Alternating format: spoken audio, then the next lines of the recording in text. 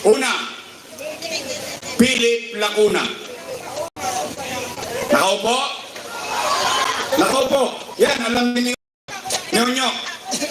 At ang iba pang chairman dito, inilabang ko yan sa Liga ng Barangay. Ayaw nga ipoto ng mga chairman yan dahil nuknukan ng yabang eh. Ako, real talk lang ha. Ipagtanong niya sa mga chairman dati at chairman matagal na. They know it. O pero magkaganon man, pinalat. Nakaupo? Natapos ang termino, ang sunod kong inilaban, kapatid niya, Lay Lacuna. Liga rin ng barangay. Alam yan ng mga kagawad, chairman, they know it very well, kahit itanggi pa nila yan.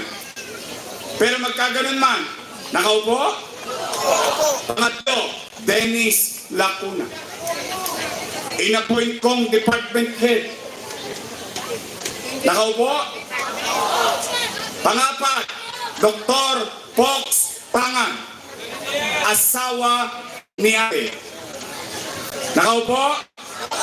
Ako ang nag-appoint sa kanya sa Manila Health Department bilang department head, bilang pagtingin kay Boss Danny. Ngayon, may awa ang Diyos. Dahil sabi ko naman sa inyo, real talk tayo, no? May awa ang Diyos. Sa tulong nyo, nakabalik ako. Yan si Fox Pangan ang una kong tatanggalin. Bakit, Yorme? Galit ka ba kay Fox Pangan? Hindi.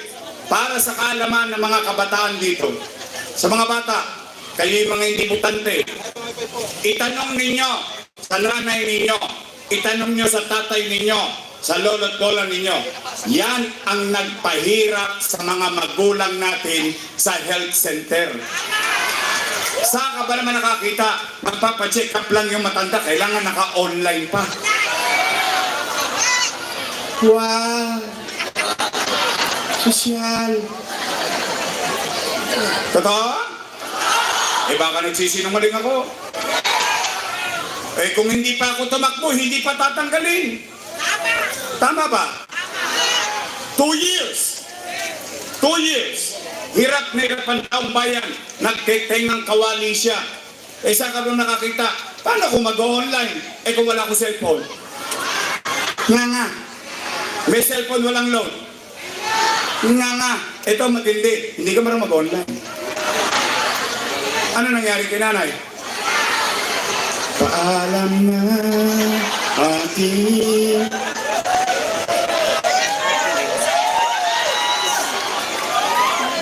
oh, ilan na sila? Panglima, si Ate. Nakaupo? Upong-upo.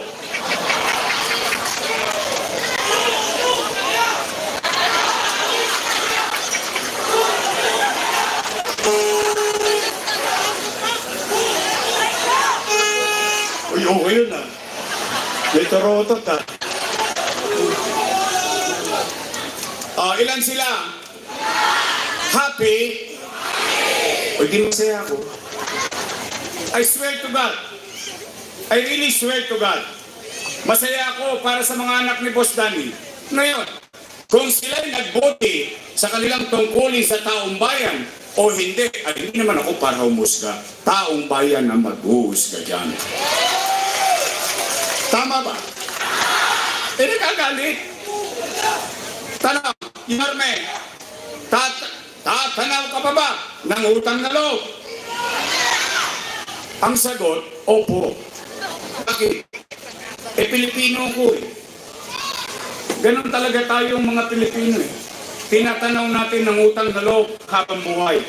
Kaya lamang, may pakiusap lang ako sa kanilang pamilya. Baka naman kung pwede, sa ibang bagay na lang ako tumanaw ng utang na loob. Abay, bakit? Eh, may utang na loob din naman ako sa taong bayan eh. Kung wala ang Diyos at wala kayo, wala din naman ako sa kinalalagyan ko ngayon. Ngayon, masama na bang dinggin ko yung sigaw ng taong bayan? Eh, taong bayan na sumisigaw na, bumalik ka na. Bumalik ka na. Bumalik ka na. Huwag niyo masyado lakasan, baka masigawan din kayo. Wala na babalik! Napanood mo? Panood ko.